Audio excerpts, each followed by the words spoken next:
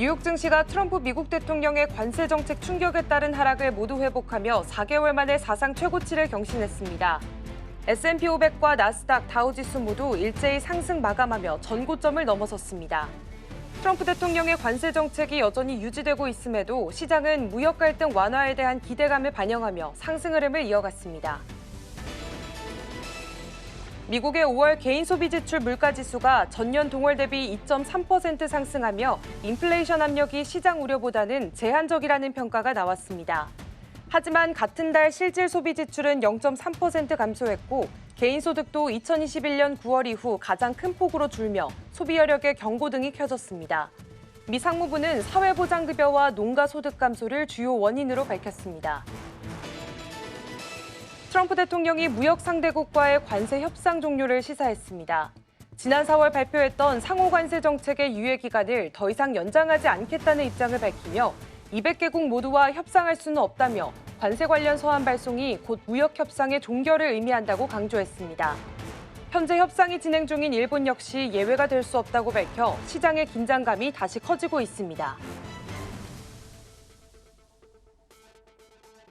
밤사이 뉴욕 증시에서 있었던 일 쉽고 빠르게 전해드리겠습니다. 안녕하세요. 글로벌 증시와이드 진행의 이연아입니다. 오늘은 상반기 마지막 날이자 운명의 7월을 앞두고 있습니다. 지난주 금요일 뉴욕 증시는 이 상호관세 유예 시한이 연장될 수 있다라는 기대감과 또 미중 무역 갈등이 좀 봉합됐다라는 이슈와 함께 호재로 받아들였는데요. 3대 지수 모두 상승으로 마감했습니다. 자세한 마감 상황 살펴보겠습니다.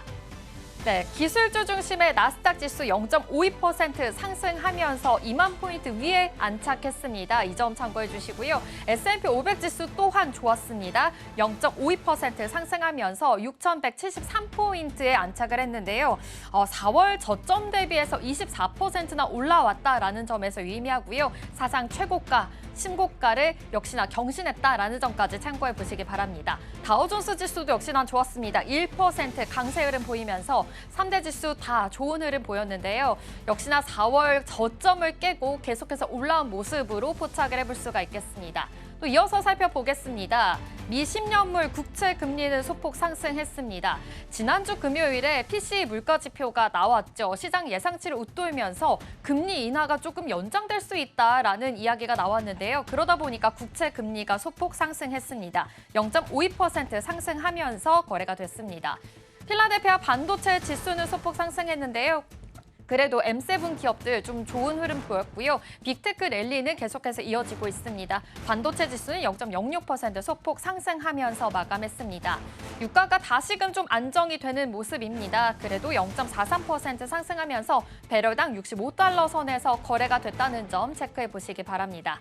그러면 히트맵 통해서 어떠한 흐름들이 있었는지 히트맵 통해 살펴보도록 하겠습니다. 역시나 조금은 혼조세인 모습이지만 이 3대 지수 모두 좋은 흐름 보였고 역사상 최고치를 달성한 만큼 초록불이 더 많은 모습입니다.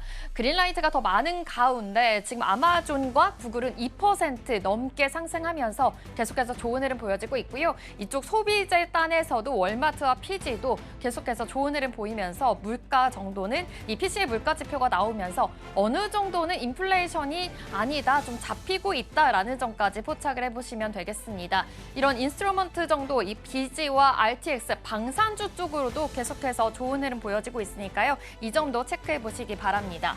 오늘 M7 종목들 중에서는 엔비디아가 가장 큰 좀 상승폭을 보였는데요. 이 와중에 지금 일라이 릴리만이 2.47% 하면서 좀 빨간불을 강하게 켜주고 있습니다. 일라이 릴리는 글로벌 매출 1위를 지금 전망하고 있다라는 소식이 나왔는데도 불구하고 약간의 차익 실현이 있는 것으로 포착이 됩니다. 그렇다면 이 안에서 어떠한 특징적인 흐름을 보였는지 세 가지 종목으로 분석을 해보도록 하겠습니다. 네, 세 가지 종목. 먼저 엔비디아와 팔란티어, 나이키입니다. 엔비디아는 오늘 좋은 흐름 보였죠. 1.76% 상승하면서 사상 최고가를 기록했습니다. 이 점 체크해 주시고요. 팔란티어는 9%로 빠졌습니다. 왜 빠졌는지 잠시 후에 분석해 보고요. 마지막 나이키입니다. 금요일에 실적 발표가 있었죠. 자세한 분석까지 해보도록 하겠습니다. 이어서 엔비디아 먼저 체크해 보겠습니다. 네, 엔비디아 사상 최고가를 연일 경신하고 있습니다. 지금 달러 160달러를 바로 코앞에 두고 있는 상황인데요. 지난주 금요일에는요, 1.76% 상승하면서 157달러 선에서 마감을 했습니다. 역시나 최고가를 연일 경신하고 있는 만큼 시가총액이 4조 달러를 바로 코앞에 눈앞에 두고 있다는 점 체크해 보시면 되겠습니다. 이렇게 엔비디아가 연일 상승하고 있을 수 있는 이유가요. 바로 AI에 대한 수요 기대감이 점점 높아졌기 때문이겠죠. AI 데이터 센터에 대한 이야기뿐만이 아니라 AI 수요를 여전히 견고하게 사용할 수 있다라는 이야기도 나오면서 기대감이 높아지고 있는 것으로 보입니다. 그리고 연내 주주총회가 바로 이뤄졌었죠. 젠슨왕 CEO가 이렇게 이야기했습니다. AI 다음의 기회는 바로 로보틱스다라고 이야기하면서 로봇에 대한 기대감까지 더욱더 높이고 있는 상황입니다. 지금 분기를 보면요. 분기 매출도 로봇 산업에서 굉장히 크게 나왔다라는 점 포착해 볼 수가 있겠는데요. 5억 6,700만 달러의 매출을 기록하고 있다고 합니다. 전체 매출의 1%를 차지하고 있는 만큼 로봇 시장 또한 만만치 않은 시장이다라는 점 포착해 볼 수가 있겠고요. 이뿐만이 아니라 캐나다의 AI 스타트업 이 센트 ML을 인수하기로도 결정을 했습니다. 지금 월가에서는 AI 인수가 AI 학습 비용을 더 절감시킬 수 있는 이런 부분이기 때문에 인수 또한 호재로 작용할 수 있다라고 이야기했습니다. 아무래도 로보틱스에 대한 산업까지 더 늘린다는 것은 AI 기술로 작동하는 세상을 더욱더 꿈꾸고 있고 더 확장시키겠다라는 이야기고 나오고 있습니다. 시가총액 4조 달러를 바로 눈앞에 두고 있는 상황이니만큼 연일 신고가, 연일 경신하고 있다라는 점까지 체크해 보시기 바랍니다. 그럼 이어서 팔란티어도 살펴보도록 하겠습니다. 팔란티어는요, 지난주 금요일에 9%가 빠졌습니다. 금요일에 9%까지 빠졌던 이유를 보니까요. 바로 큰 이유는 아니었고요. 차익 실현 매물이 좀 출회됐다라는 분석들이 많이 나오고 있습니다. 지금 테슬라에 이어서 팔란티어가 서학 개미들의 투자자들에 의해서 계속해서 좋은 매수세가 유입이 되고 있는데요. 그만큼 이 팔란티어에 대한 주가 향방이 더 열려있는 상황입니다. 하지만 금요일에는 좀 큰 폭의 하락이 있었다는 점 체크해 보시면 되겠습니다. 팔란티어 연일 좋은 흐름 보여지고 있죠. 올해 들어서만 80% 이상 상승을 했다고 합니다. 역시 팔란티어도 이렇게 부상할 수 있었던 이유를 보니까요. AI 열풍이 있었기 때문입니다. 국방뿐만이 아니라 보안, 게다가 AI 열풍까지 수혜주로 부상이 되면서 더욱더 주가 상승의 여력이 열려 있다라는 점까지 체크해 보시죠. 또 하나의 소식이 나왔습니다. 원전 기업과요 1억 달러 계약을 체결했다는 소식입니다. 지금 국방, 보안, AI뿐만이 아니라 원전 기업과도 함께 손을 잡으면서 여러 가지 사업을 더 영위하고 있다라는 점까지 체크를 해볼 수가 있겠는데요. 이 원전 사업이 바로 그 AI 사업에 더해져서 더 큰 사업을 개발할 수 있다라는 거고요. 핵 운영 시스템을 개발하면서 새로운 플랫폼을 공동 개발하겠다라는 내용까지 담고 있습니다. 지금 주가 수익 비율을 보니까요. 614배나 된다고 합니다. 그러다 보니까 한편에서는 고평가가 되고 있다. 이거는 괜히 높은 것이 아니냐, 좀 약간 빈 깡통일 수도 있다라는 이야기, 논란까지 있는 상황이니까 이 점도 체크해 보시면서 이런 팔란티어에 대한 주가 향방도 체크해 보시면 좋을 것 같습니다. 다음은 나이키 살펴볼까요? 지난주 금요일이었죠. 나이키 실적이 나왔습니다. 지금 이제 실적에 대한 시즌이 시작된 만큼 나이키에서는 실적이 나왔는데 조금은 부진했습니다. 그런데도 불구하고 이렇게 주가가 15%나 상승할 수 있었던 이유는요. 가이던스의 위로 올라오면서 호조세를 보였기 때문입니다. 실적을 자세히 한번 들여다볼까요? 매출이 111억 달러가 나왔습니다. 근데 월가 예상치가 107억 달러였습니다. 이렇게 예상치 위로 올라온 만큼 관세에 대한 영향뿐만이 아니라 이 소비자 심리에 대해서는 어느 정도 괜찮구나라는 점을 알 수가 있겠죠. 이 월가 예상치를 뛰어넘은 매출이 나왔다는 점에서 더욱더 호조가 됐다는 점 체크해 보시고요. 주당 수익이 14센트로 나왔습니다. 그런데 시장 전망치가 13센트이니만큼 이 점도 체크해 보시면서 좋은 흐름 보였다라는 점, 역시 가이던스 위로 올라오면서 혼조세 보였다는 점까지 체크해 보시죠. 엘리엇 힐 CEO가 나이키 살리기에 나서고 있습니다. 작년 10월에 새롭게 취임을 하게 됐죠. CEO가 새롭게 취임을 하면서 나이키를 더욱더 살려야겠다라는 포부가 더 느껴지고 있는 상황입니다. 중국산 신발 제품이 16%였는데요. 이게 아무래도 관세에 대한 영향이 있기 때문에 이제는 한 자릿수로 낮추겠다라는 포부까지 느껴볼 수가 있었습니다. 앞으로의 나이키 가이던스가 호조로 나왔고 실적 개선에 대한 기대감도 있기 때문에 오늘 지난주 금요일 15% 상승했지만 앞으로의 이렇게 주가 향방이 또 열려 있으니까요. 이 정도 포착해 보시면서 투자 포인트 세워보시면 좋을 것 같습니다. 그렇다면 지난주 금요일 어떤 이슈들이 있었는지, 주말에 어떤 이슈들이 있었는지 더 가까이 클로즈업 해보겠습니다. 네, 바로 미중 무역 합의가 있었습니다. 사실 1차와 2차 협상이 계속해서 이뤄졌었죠. 공식적으로 서명을 했다라는 이야기입니다. 1차 협상은요, 제네바에서 열렸습니다. 사실 미국과 중국은 계속해서 기싸움이 이뤄지고 있었죠. 더 큰 큰 비율의 관세율을 계속해서 부과하기도 했었는데요. 1차 협상에서는요, 서로 이 관세율을 대폭 낮추기로 했습니다. 제네바에서 열린 협상에서 실제로 115%씩 포인트씩 낮추기로 하면서 이 대미 수출에 대해서 다시금 좀 재개하겠다라는 이야기가 나왔고요.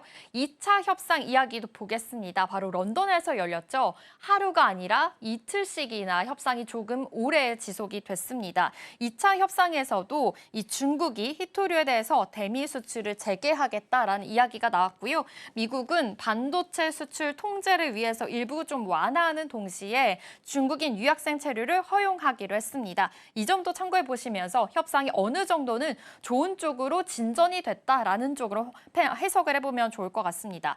또 이번 서명, 양국 간의 합의를 확정짓기 위한 절차다라고 풀이가 되는데요. 블룸버그는 미중 무역 협상이 중대 전환점을 맞았다라고 평가를 했습니다. 또 러트넷 장관은요, 2주 내에 이런 중요한 협정을 최종 확정할 준비가 되어 있다라는 의견도 밝히기까지 했습니다. 이렇게 미중 무역 협상에 대한 공식 서명이 이뤄졌는데요. 이제 곧 한미 무역 협상까지 이뤄질 예정이죠. 이 점도 포착해 보시면서 이런 좋은 소식이 나왔다라는 점을 체크해 보시면 될 것 같습니다. 그렇다면 다음 소식도 한번 체크해 볼까요? 이렇게 지난주 금요일 뉴욕 증시 3대 지수가 올랐던 이유는요, 바로 이런 이유였습니다. 상호 관세 유예가 이제 9월 1일로 더 미뤄질 수 있다라는 좀 기대감이 나왔기 때문입니다. 바로 7월 8일이죠. 유예가 만료되는 날입니다. 그러다 보니 지금 관세 협상에 대해서 계속해서 불확실한 상황인 거고 조금 우려가 되는 상황이었는데요. 노동절인 9월 1일로 미뤄질 수 있다라는 기대감이 있는 상황입니다. 하지만 트럼프 대통령은 이렇게 얘기했습니다. 일주일이나 열흘 내에 다른 국가들에게 지금 관세 서한을 발송할 것이다라는 이야기를 하기도 했는데요. 트럼프 대통령 이외에도 지금 재무장관은 다른 이야기를 했습니다.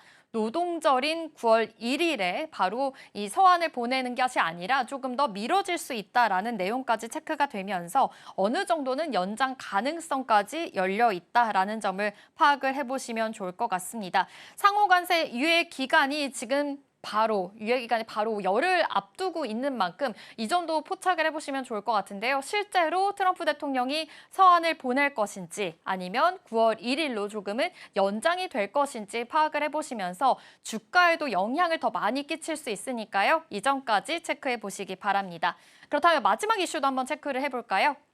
네, 주말 사이였죠. 바로 첫 관문에 통과했다는 소식입니다. 이 크고 하나의 위대한 법안이다라고 트럼프 대통령이 이야기하고 있죠. 이 감세한 이야기입니다. 상원의 첫 관문에 통과를 하게 됐는데요. 정말 가까스로 통과했습니다. 찬성이 51표였고요. 반대가 49표였습니다. 2표 차이밖에 되지 않았는데요. 그러다 보니까 아무래도 좀 반대하는 사람들이 더 많다라는 점까지 체크를 해보시면 될 것 같습니다. 하지만 이 감세안 안에는 어떤 내용이 있는지 한번 살펴봐야겠죠. 팁 소득과 초과 근무 수당을 면세해주겠다라는 내용이 있었고요.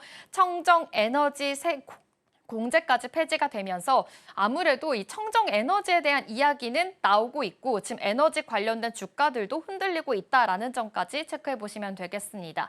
또 전기차 구매 시에 세액을 공제해 주는데 그것을 종료하겠다라는 이슈 때문에 테슬라 주가도 흔들리게 됐죠. 역시나 통과가 됐다라는 점까지 체크해 보시고요.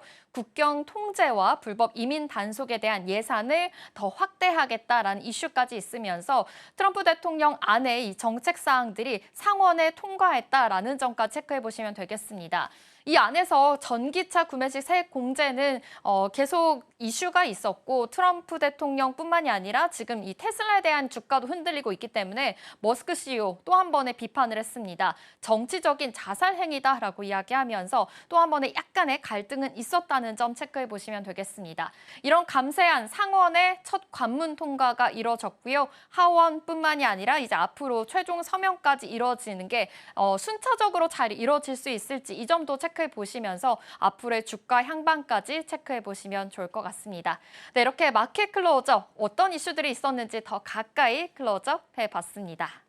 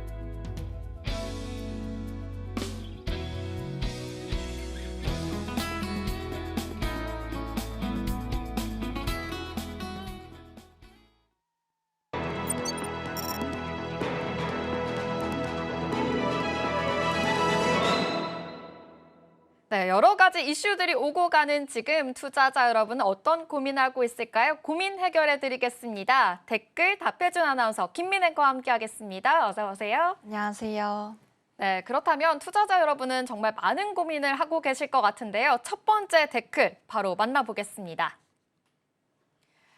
네, 스테이블 코인 나온다고 해서 탔는데요. 거래 정제 급락까지 지금이라도 도망쳐야 할까요? 라는 댓글입니다. 지금 댓글 상황을 보니까 스테이블 코인 이야기도 나왔고요. 네. 거래 정제 급락까지 이야기 지금 키포인트를 보니까 얼마 전에 거래 정지였다가 다시 풀린 종목이 있었거든요. 네. 어느 정도는 좀 힌트를 본 것 같은데 어떤 종목인지 한번 바로 살펴보도록 할까요? 네, 사실 많은 분들이 예상하다시피 오늘의 종목은 바로 카카오페이입니다. 네. 이 종목을 한 줄로 표현을 하자면 도망친 곳에 낙원은 없다라고 표현을 할 수 있을 것 같은데요. 사실 원화 기반의 스테이블 코인 이 테마가 최대 수혜주로 꼽히면서 지난 12일 이후 또 217% 넘게 폭등을 했었죠. 특히 이재명 대통령 당선 이후에 이 디지털 금융 정책이 탄력을 받을 거란 기대감에 새로운 테마주로 빠르게 부각이 됐는데요. 그 영향으로 지난주까지만 해도 주가가 또 연일 급등하면서 투자 경고 목록에 지정되고 또 거래 정지까지 겪었습니다. 그러니까요. 그런데 이 기대가 너무 빨리 선반영됐을까요? 그리고 실제 정책이 또 나오기 전에 한국은행이 스테이블 코인 리스크 경고 메시지를 함께 내놨습니다. 25일 발표된 금융안정보고서에서 한은은 디패깅, 코인런, 그리고 이에 대한 위험성, 그리고 담보자산 유동위기 가능성까지 현재 지적을 했고요. 또 그 직후엔 26일 투자 위험 종목으로 격상되면서 또 한 번 거래 정지를 겪었죠. 또 27일 거래 재개 후에도 10% 넘게 급락하면서 투자자 심리에 찬물을 끼얹었습니다. 그리고 또 살펴볼 점이 수급 측면인데요. 이 수급도 상당히 불안합니다. 6월 들어서 외국인과 기관은 이 카카오페이를 각각 880억 원, 그리고 580억 원 이상 순매도했고 또 매물은 대부분 개인이 떠안는 구조가 됐습니다. 즉 단기 테마에 매수세가 몰렸던 만큼 정책 불확실성과 부정적인 신호에 더 크게 흔들릴 수밖에 없는 구조였던 건데요. 그렇기 때문에 이 도망친 곳에 낙원은 없다라고 표현을 해봤습니다. 지금 그렇습니다. 아무래도 지금 첫 번째 이 댓글에서 보신 것처럼 카카오페이가 계속 폭등을 했던 만큼 단기간의 조정인 건지 아니면 앞으로의 시장인 건지 이 점도 좀 궁금할 것 같은데요. 아무래도 스테이블 코인에 대한 정책 테마주로 가장 크게 부상했다는 종목이다라는 점까지 포착을 해볼 수가 있겠습니다. 그럼 여기서 더 궁금한 점이 이게 단기간의 조정일지 아니면 본격 하락의 시작일지 이 점도 좀 체크를 해봐야 될 것 같거든요. 어떻게 시장은 바라보고 있을까요? 시장은 사실 두 가지 시각으로 크게 바라보고 있습니다. 먼저 단기 테마 과열 이후에 자연스러운 조정이라는 분석이 있고요. 이 종목의 급등은 철저히 정책 기대감의 기반이었다. 또 거래 정지 등 이슈로 기술적 반락을 감안해야 된다는 시각이 존재합니다. 하지만 또 다른 시각 쪽에서는 이 외국인과 기관의 이탈, 또 정책 리스크 실체와 그리고 경보 단계에 머물러 있다는 투자 위험 단계에 있다는 점을 함께 봤을 때 단순한 조정이 아니라 구조적인 하락의 전조일 수 있다는 경고도 나오고 있습니다. 특히 한은이 직접 리스크를 언급한 이상 향후 디지털 자산 기본법 입법 과정에서 스테이블 코인을 제한하거나 또 강하게 규율할 가능성도 열려 있다는 분석이 있죠. 실제로 키움증권 김영정 연구원은 국내는 아직 규제안이 구체화되지 않아서 불확실성이 크다면서 또 스테이블 코인은 기존 통화 시스템을 흔들 수 있는 만큼 오히려 규제에 발목 잡힐 가능성이 있다 이렇게 평가하기도 했습니다. 결국 이 카카오페이가 다시 반등하려면 단기 기술적 이슈를 넘어서 정책적 실적이 또 실체가 구체적으로 반영될 수 있는 또 확인될 수 있는 모멘텀이 필요한데요. 그 전까진 고점 부담과 또 투자 심리 위축 속에서 반등보다는 보수적인 시각이 좀 우세한 상황입니다. 그렇군요. 아무래도 지금은 좀 기대감으로 인해서 많이 올랐던 종목이니만큼 실제로 정책이 시행이 되고 그 실체가 확인이 되어야지 그런 모멘텀을 받아야지만 더 상승할 여력이 있다라고 시장은 해석하고 있으니까요. 이 점도 포착해 보시면서 고민 해결 되시기를 바라겠습니다. 그럼 두 번째 댓글도 한번 만나보도록 하겠습니다. 네, 두 번째 댓글은요. 90만 원까지 상승한 이 회사. 한 달 뒤에 계좌에서 추방하고 싶어질까요? 라는 겁니다. 지금 90만 원까지 상승했다라는 거는 바로 황제주를 코앞에 두고 있다라는 건데 지금 몇 개 없거든요. 네. 어느 정도 좀 예상은 되고 있는 상황인 건데 어떤 종목일까요? 사실 많은 분들이 예상하셨다시피 이 종목은 바로 한화 에어로스페이스입니다. 네. 이 종목 올해 들어서 또 방산 업종의 중심에 서 있죠. 그렇죠. K방산의 대표 주자 또 맞아요. 황제주로 명명이 되어 있는데요. 최근 다시 주목받는 계기가 있습니다. 이 방위 사업정과 맺은 또 6,232억 원 규모의 추가 계약 소식 때문인데요. 이 계약으로 KF-21 전투기 최초 양산 엔진 수주 총액은 1조 1,794억 원으로 커지게 됐고요. 또 이 엔진만 단순히 납품하는 게 아니라 유지보수 부품, 정비 매뉴얼, 현장 기술 지원까지 포함된 종합 패키지 계약이라는 점이 눈에 띄는 점입니다. 게다가 여기에 한화 에어로스페이스는 국내에서 항공 엔진 기술력을 유일하게 갖춘 기업인데요. 최근에 11종의 엔진을 자체 개발하고 양산해왔죠. 또 여기에 ICT 기반 스마트 항공 엔진 공장 가동을 또 시작을 했는데 이 공장은 F411 엔진뿐 아니라 또 미래 독자 개발 전투기용 첨단 엔진까지 고려해 만든 시설이라고 합니다. 이번 계약은 이 단기 수주 이상의 의미가 있는 점에서 또 한 번 이목을 끌게 하는 부분인데요. 여기에 더해서 글로벌 흐름도 한몫을 더합니다. 중동 긴장 완화로 조정을 받던 방산주들이 최근 나토 정상회의에서 국방비 증액 합의가 나오면서 다시 반등에 나선 건데요.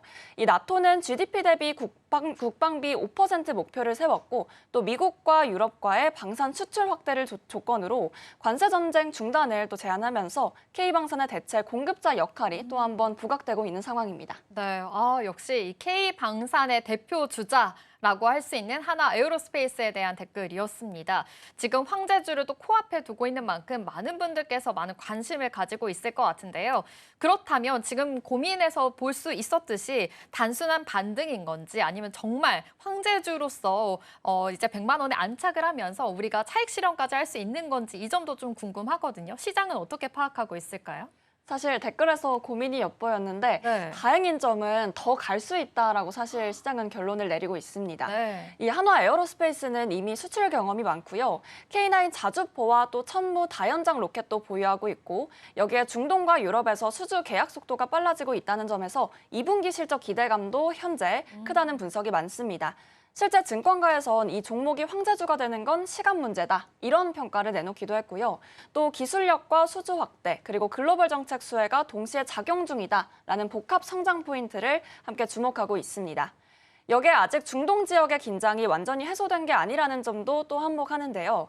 이스라엘 국방장관이 하메네이를 암살할 기회가 있다면 제거했을 것이다. 이렇게 말하면서 또 긴장이 재점화되기도 했습니다. 즉 한화 에어로스페이스는 단기 테마에만 기대가 되는 종목이 아니라 실적과 기술력 그리고 글로벌 구조 변화까지 걸친 중장기 테마주로 현재 황제주 후보로 무게감을 인정받고 있다고 볼 수 있겠습니다. 좋습니다. 황제주의 후보로 무게감을 인정받고 있다라는 점에서 더 큰 좀 수혜가 되고 기대감까지 불러일으켜지고 있는 것 같습니다.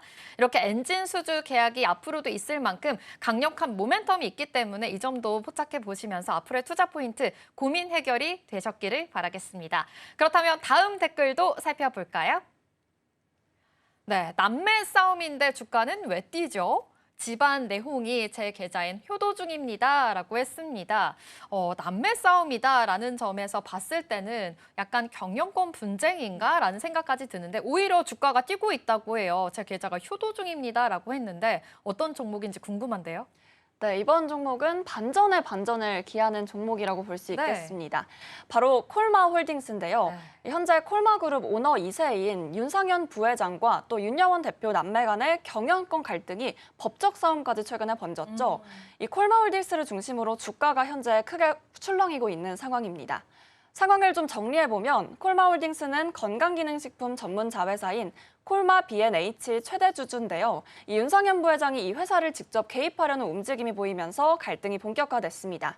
콜마홀딩스는 사내이사 선임을 위해서 한 임시주총 소집 가처분을 신청했고 또 이에 윤여원 대표는 즉각적으로 경영합의를 어긴 행위라며 맞불 가처분을 제기했습니다. 여기서 핵심은 지난 2018년 새 남매와 그리고 아버지 윤동환 회장이 맺은 3자 간 경영합의서인데요. 이 문서에 따르면 윤여원 대표는 콜마 B&H를 독립 경영하기로 되어 있었고 또 윤 부회장의 개입은 그 합의를 깨는 행위로 간주되는 상황입니다. 이번 법적 다툼에서 이 경영합의서의 해석이 핵심 쟁점으로 될 것으로 보이는데요. 만일 윤여원 대표와 윤 회장 측 주장이 받아들여진다면 이 윤상현 부회장이 보유한 콜마홀딩스 지분 460만 주 반환도 실제로 이뤄질 수 있습니다. 즉 이게 단순한 가족 갈등을 넘어서 지주사인 콜마홀딩스의 지분 구조 그리고 그룹 전체의 경영권 지형까지 흔들릴 수 있는 상황이 된 거죠. 그렇기 때문에 시장에서는 지분 경쟁에 불붙을 수 있다라는 기대감에 주가가 오히려 상승한 것으로 보입니다. 네, 지분 경쟁에 불붙을 수 있다라는 기대감에 지금 이렇게 상승하고 있는 건데 방금 보신 것처럼 콜마홀딩스 지금 금요일에는 18% 가까이도 상승했다라는 점까지 체크를 해보시면 될 것 같습니다. 이렇게 경영권 분쟁으로 인해서 계속해서 흔들리고 있는 상황인데 주가가 지금 자극이 되고 있는 거잖아요. 앞으로 계속 들고 가도 될지 지금 전문가들의 입장은 어떻게 파악을 하고 있을까요? 사실 좀 애매하면서도 흥미로운 포인트는 그러니까요. 아까 질문에서 말씀하셨다시피 효도라는 점에 좀 주안점을 두고 한번 체크를 해보셔야겠습니다. 일반적으로 오너 리스크는 이 부정적인 재료인데 지금 콜마홀딩스에선 오히려 주가 촉매제가 된 상황이거든요. 이 이유는 사실 간단합니다. 경영권 분쟁이 지분 경쟁이고 이 지분 경쟁이 또 주주가치 부각이다. 이런 공식을 시장이 먼저 반영하고 있기 때문인데요. 현재 윤상현 부회장이 31.75%, 그리고 윤여원 대표는 7.6%, 여기에 윤동환 회장과 사위 지분까지 합치면 총 17%가 넘어갑니다. 여기에 만약 소송 결과에 따라서 지분 반환이 현실화되면 콜마홀딩스의 지분 구조는 완전히 재편될 수 있게 됩니다. 이럴 경우에 시장에서 경영권 방어 또는 장악을 위한 지분 매입 경쟁이 본격화될 것이다. 이럴 것이라고 현재 시장은 보고 있고요. 또 단기적 수급 유행을 함께 기대하고 있는 점도 있습니다. 다만 전문가들은 이게 단기적인 주가에 대한 자극은 좀 될 수 있어도 법적 리스크 장기화 그리고 계열사 간 갈등 지속 시 불확실성은 더 커질 수 있다는 점도 함께 경고하고 있습니다. 결국 지금은 이슈로 인한 모멘텀 구간이라고 확인할 수 있겠는데요. 실질적인 주가의 방향성은 또 다음 달 2일 열릴 법원의 첫 신문기일 결과에 따라서 크게 갈릴 수 있다는 게 증권가의 입장입니다. 네, 소송 결과에 따라서 실제로 지금 콜마홀딩스의 지분 구도 완전히 또 재편이 될 수 있으니까 이 점도 포착해 보시고요. 다음 달 2일이라고 합니다. 7월 1일이기 때문에 이런 이 결과에 따라서 앞으로의 향방이 좀 결정이 되니까 이 점 체크해 보시면서 투자 포인트 잘 세워 보셔야 될 것 같습니다. 네, 이렇게 정말 댓글을 통해서 고민들 좀 해결해 봤습니다. 다음 이 시간에도 이런 알찬 해답으로 함께 찾아오도록 하겠습니다. 댓글 답해준 아나운서 김민 앵커와 함께했습니다. 고맙습니다.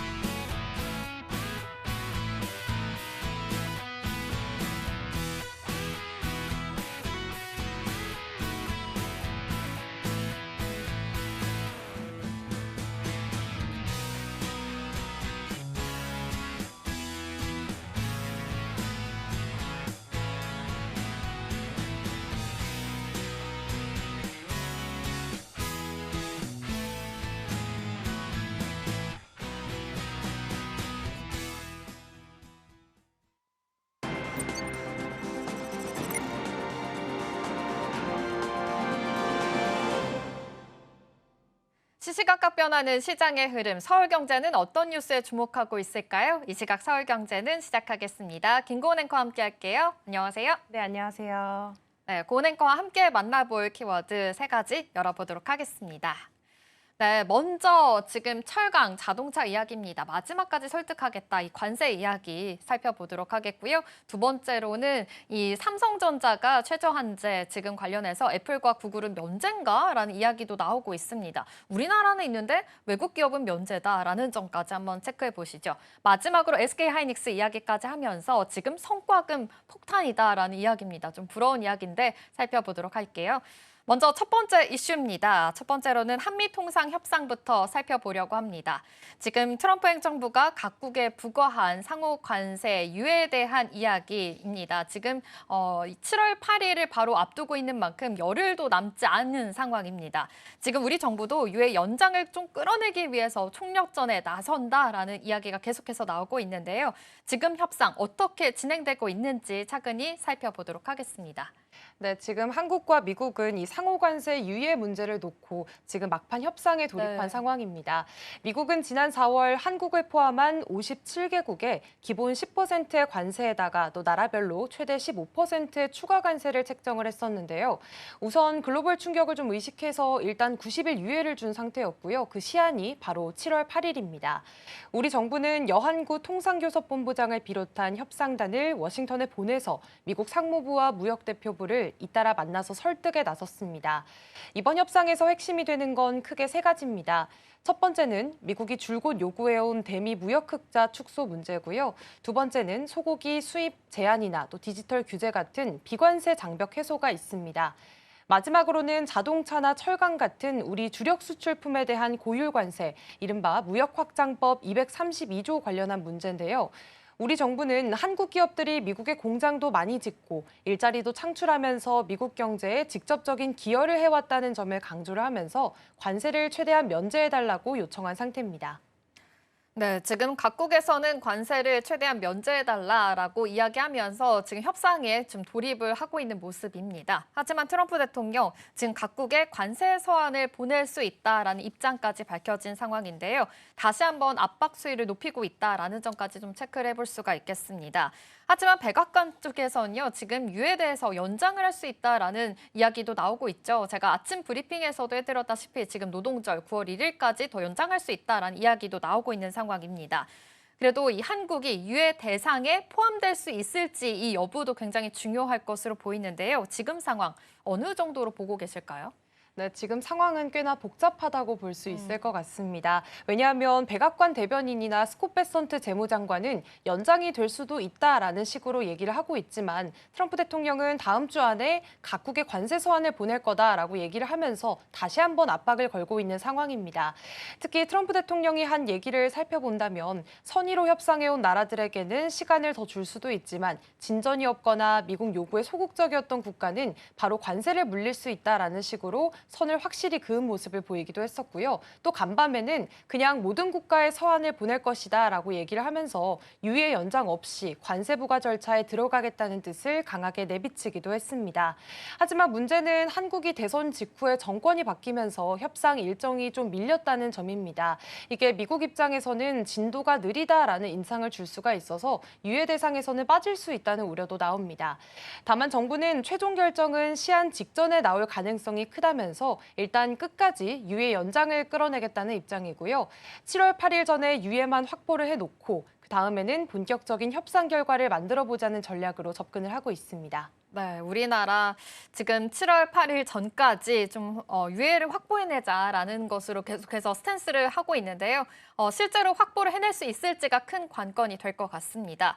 그 전에 지금 중국과 협상을 마쳤다라는 트럼프 대통령의 말이 있었습니다. 또 역시나 제가 또 아침 브리핑에서 해드리긴 했었는데요. 이 미중 합의에 대해서 지금 명확하게 공동 성명을 한 상황인 건데 이 합의 어떤 내용이 좀 들어있는지 구체적으로 살펴볼까요? 네, 트럼프 대통령이 최근 이 백악관 행사에서 우리는 중국과 서명을 했다라는 깜짝 발표를 했었습니다. 정확한 내용은 아직 공개되진 않았지만 외신들과 전문가들 분석에 따르면 이달 초 런던에서 열렸던 2차 미중 고위급 회담의 결과가 반영된 것으로 보이는데요. 합의의 큰 줄기는 희토류와 또 유학생이라는 두 축으로 정리가 됩니다. 먼저 중국이 희토류 수출 일부를 재개를 하기로 했었고요. 미국은 그에 대한 대가로 중국 유학생의 미국 내 체류를 일부 완화하고 또 반도체 장비 같은 첨단 기술에 대한 수출 규제도 제한적으로 풀어주는 방향을 검토하고 있는 것으로 알려졌습니다. 전문가들 사이에서는 이 합의가 미국이 중국과는 일단 선을 그어서 정리를 해놓고 나머지 동맹국들과의 협상에 더 강하게 나서기 위한 일종의 포석이다라는 해석이 많습니다. 또 일부에서는 중국도 받아들였는데 한국은 뭐 하느냐라는 식의 간접적인 압박이 될 수 있다고 보고 있는데요. 결국 한국 입장에서는 이제 우리 차례라는 분위기가 더 짙어질 수밖에 없는 상황이고요. 관세 유예든 협상이든 다음 카드가 조만간 우리에게도 날아올 가능성이 높다는 게 시장의 공통된 시각입니다. 네, 이렇게 결국 미국과 중국 간의 협상 이야기가 지금 한국을 비롯한 동맹국들에게는 조금은 긴장을 할 수밖에 없는 그런 부담으로 다가오고 있습니다. 이 와중에 지금 미국이 트럼프와의 협상은 중단하겠다라고 선언을 했습니다. 이 이슈로 인해서 지난주 금요일에 나스닥 지수가 하락으로 갑자기 반전을 하기도 했었거든요. 그래도 장중에 좀 하락이었던 만큼 낙폭을 좀 키우긴 했지만 이렇게 디지털세를 문제로 삼겠다라는 이야기가 나왔기 때문입니다. 지금 이 사안이 왜 이렇게까지 좀 민감하게 받아들여지고 있는지 이 점도 좀 체크를 해봐야 될 것 같습니다. 네, 이번에 캐나다와의 무역 협상 중단 같은 경우에는 디지털세를 둘러싼 통상 갈등에서 시작이 됐는데요. 미국은 이 문제에 대해서 굉장히 민감하게 반응을 하고 있습니다. 캐나다가 추진한 디지털세는 자국 내에서 발생하는 온라인 광고나 또 데이터 기반 매출에 대해서 글로벌 IT 기업들에게 3%의 세금을 물리는 내용입니다. 사실상 구글이나 애플 또 아마존 같은 미국 빅테크 기업들만 겨냥한 조치라고 미국은 보고 있는데요. 그래서 트럼프 대통령이 이건 미국에 대한 노골적인 공격이다라고 강하게 비판을 했었고요. 7일 안에 캐나다산 제품에 어떤 관세를 부과할지 서한을 보내겠다라고 예고를 하면서 사실상 보복 조치에 들어갔습니다. 전문가들 사이에서는 이번 대응을 단순한 양자 갈등이 아니라 미국이 디지털세 문제를 국가 간의 통상 이슈로 본다는 점에서 더 주목해야 한다고 보고 있고요. 하나의 정책이나 세금 문제도 이제는 통상 마찰로 번질 수 있는 시대인 만큼 이 사안은 단순히 세금 다툼이 아니라 디지털 외교라는 관점에서 접근해야 한다는 평가가 많은 상황입니다. 네, 지금 실제로 캐나다 디지털세 사례처럼 지금 하나 이슈도 떨어뜨리지 않고 계속해서 좀 불안한 상황이 이어지고 있습니다. 계속해서 뉴스 팔로우 하셔야 될 것 같고요. 열흘 동안 과연 정부가 외교 정책을 어떻게 펼쳐 나갈지도 체크를 해보셔야 될 것 같습니다. 그렇다면 다음 키워드 넘어가 보겠습니다. 다음은 G7 국가들이 미국 다국적 기업들에 대해서는 글로벌 최저한세, 이른바 필라2라고 하죠. 이 필라2를 적용하지 않겠다라는 소식입니다. 이미 제도를 시행하고 있는 우리나라 입장에서는 국내 기업들만 지금 역차별되는 것이 아니냐라는 우려까지 제기가 되고 있는 상황입니다. 이번 G7 합의 어떤 내용인지 살펴보도록 하겠습니다. 네, G7은 최근 회의에서 미국 기업은 글로벌 최저한세 대상에서 제외한다라는 뜻을 밝혔습니다. 미국의 스콧 베선트 재무장관이 이 내용을 직접 X에 공개를 하면서 전 세계적으로 이슈가 확산이 됐는데요. 우선 필러2는 2021년 OECD 국가들 주도로 만들어진 국제 조세 제도입니다. 글로벌 대기업들이 세율이 낮은 나라에 본사를 두거나 소득을 옮기면서 세금을 회피하는 것을 막기 위해서 연매출 1조 원 이상 기업엔 어느 나라에서든 최소 15% 이상의 법인세를 부과하자는 취지로 만들어졌습니다. 당시 한국을 포함해서 전 세계 137개국이 합의를 했고요. 우리나라는 작년부터 실제로 이 제도를 시행해 오고 있었습니다. 그런데 이번 G7 합의로 인해서 애플이나 아마존, 테슬라 같은 미국 기업들은 이 제도에서 아예 제외될 가능성이 커졌습니다. 베선트 장관도 앞으로 10년간 미국 기업들이 외국에 낼 세금을 약 1,000억 달러 정도 줄이게 될 것이라고 공식적으로 밝힌 상황이고요. 이렇게 되면 문제는 한국처럼 제도를 먼저 착실하게 시행한 나라들만 이 추가 세금 부담을 안게 된다는 점입니다.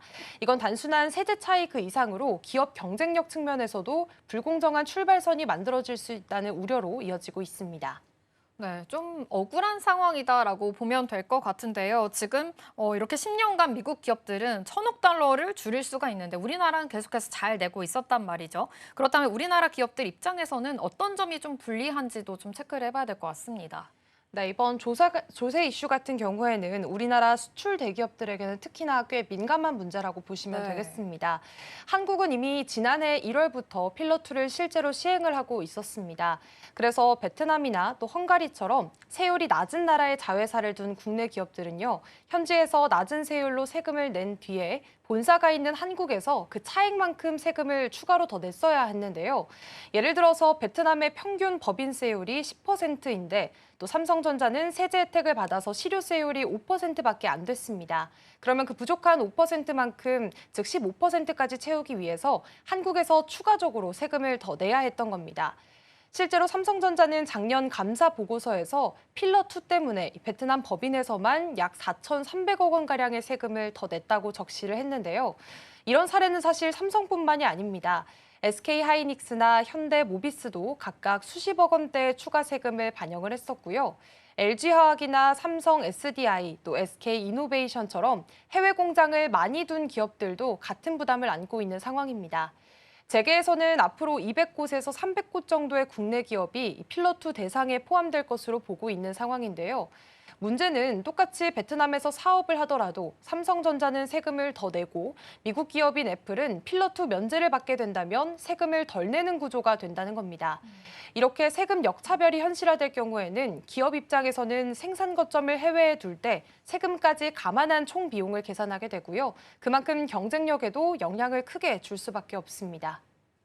네, 그러니까요. 좀 점점 더 심각해지는 문제가 아닌가라는 생각을 해봅니다. 지금 우리나라 기업들은 수십억 대의 추가 세금을 계속해서 내고 있는 상황이다라는 점 체크를 해보셔야 될 것 같은데요. 이거는 단순한 세금 문제를 넘어서서 앞으로의 통상 협상이라든지 관세 협상에도 영향을 끼칠 수 있으니까요. 이 점 체크해 보시면 좋을 것 같습니다. 그렇다면 앞으로 어떤 식으로 더 파장이 커질 수 있는지까지 한번 지금 고려를 한번 해볼까요?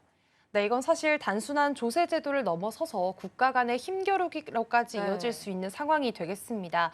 지금 미국은 자국 기업을 필러2 적용 대상에서 제외해주는 대신 해외에서 만약 미국의 디지털세 같은 세금을 물리게 된다면 그 나라에 보복 조치를 하겠다고 경고를 해왔습니다. 앞선 캐나다의 사례가 그러한데요. 이게 바로 899조라고 불리는 미국 세법 개정안에 담긴 내용입니다. 이번에 G7이 미국 기업에 대한 예외를 받아들이면서 미국은 그 대가로 899조를 철회하겠다고 약속을 했고요. 한마디로 이렇게 서로 조건을 맞춰주는 식의 강한 협상 전략이 오고 간 겁니다. 그런데 이걸 뒤집어서 생각해 보면 앞으로 미국이 우리나라와의 통상 협상에서도 우리 기업은 예외로 해달라라는 요구를 더 적극적으로 꺼낼 가능성이 큽니다. 이렇게 필러2뿐만 아니라 관세 협상이나 또 투자 조건에서도 미국 중심의 기준이 만들어질 수 있다는 거고요. 우리 같은 동맹국들에게는 또 다른 숙제가 될 수 있겠습니다. 정부는 아직 G7 공동성명에 이런 내용이 정확히 담겼는지 확인 중이라면서 당장의 제도 변경은 없고 현행대로 운영하겠다는 입장입니다. 다만 전문가들 사이에서는 이런 흐름이 계속된다면 한국도 제도 적용 방식을 좀 더 유연하게 조정할 필요가 있다라는 목소리도 나오고 있는 상황입니다. 네, 이번 이슈는요, 단순한 조세 제도의 문제를 좀 넘어서 글로벌 시장 균형과 좀 공정성을 다시 보는 계기가 되지 않은가라는 이야기까지 해볼 수 있겠습니다. 이렇게 먼저 움직인 나라가 좀 손해가 되는 그런 나라가 구조가 되지 않기를 바라는 마음에서 계속해서 대응 전략들 좀 주시를 해보셔야 될 것 같습니다. 그렇다면 다음 키워드 넘어가 보겠습니다. 다음은 좀 좋은 이야기 해보려고 하는데요. 부러운 이야기입니다. 바로 SK하이닉스가 성과급 제도를 확 바뀌었다라는 이야기입니다. 지금 1000%에서 무려 1700%로 성과급 상한선을 더 확대를 했고요. 지금 성과급을 주고도 남은 이익까지 다시 나눠주겠다라는 이야기입니다. 지금 성과급도 올랐는데 이익까지 남게 되면 더 플러스로 받는 상황인 거잖아요. 지금 이 개편안 구체적으로 한번 살펴보도록 할까요? 네, 기존에는 성과급 최대치가 기본급의 1000%, 그러니까 대략 연봉의 절반 수준이었습니다. 이번에는 이걸 1700%까지 확대하는 안을 노조에 제안을 한 건데요. 예를 들어서 기본급이 500만 원인 직원이면 최대 8,500만 원까지 성과급이 나올 수 있는 구조입니다. 게다가 이걸 다 지급하고도 남은 이익이 있다면 그중 절반을 다시 직원들한테 나눠주겠다는 방침도 나왔는데요. 그 방식도 굉장히 새롭습니다. 일종의 적금형과 또 연금형 구조를 도입을 했습니다. 먼저 5년 적금형은 실적이 나쁠 때를 대비해서 매년 조금씩 쌓아뒀다가 5년 뒤에 한꺼번에 지급하는 방식이고요. 2+3년 연금형은 2년간 적립을 하고 3년 동안 나눠서 받는 구조입니다. 결국 단기적으로 일회성 보상을 주는 게 아니라 성과가 계속되면 구성원과 이익을 꾸준히 나누겠다는 이런 장기 인센티브 체계로 바꾸는 의미고요. 연초에 있었던 성과급 논란 이후에 구성원들의 목소리를 어느 정도 반영한 결과로 해석이 되고 있습니다. 네, 정말 들을수록 더 부러운 것 같습니다. 지금 기본급이 500만 원인 직원이면 최대 8,500만 원까지 성과급이 나올 수 있다라는 구조 지금 체크를 해봤는데요. 이렇게 적금형뿐만이 아니라 연금형 구조까지 이어지면서 장기 인센티브 체계로 지금 바꾸겠다라는 스탠스로 보입니다. 그렇다면 이번 보상 제도 변화가 실제로 현장에서는 어떠한 느낌으로 받아오고 있는지 지금 이 변화들 어떻게 받아들이고 있을까요? 네, 아무래도 일단 직원들 입장에서는 확실히 동기부여가 될 수밖에 없는 그러니까요. 구조입니다. 특히 요즘 반도체 업계의 경우에는 글로벌 인재 확보 경쟁이 굉장히 치열한 상황인데요.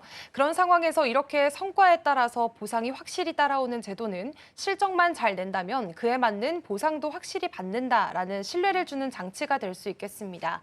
특히 요즘 젊은 직원들의 경우에는 단순히 연봉이 높다는 것보다 내가 낸 성과만큼 정당하게 보상받는다는 걸 중요하게 생각하는 추세인데 SK하이닉스는 그런 흐름을 꽤 빠르게 읽고 제도를 이번에 손질을 한 겁니다. 물론 한 가지 변수는 있습니다. 이게 어디까지나 실적이 잘 나올 때 얘기라는 점이고요. 만약 경기가 꺾이거나 또 이익이 줄어들게 된다면 아무래도 이 보상 구조도 위축이 될 수밖에 없습니다. 그래서 회사도 그걸 감안해서 이렇게 적금형이나 연금형처럼 분산 지급 구조를 제안한 것으로 보입니다. 네. 이렇게 성과금을 잘 받기 위해서는 실적이 또 잘 나와야 되니까 더 동기부여가 될 수 있을 것 같은데요.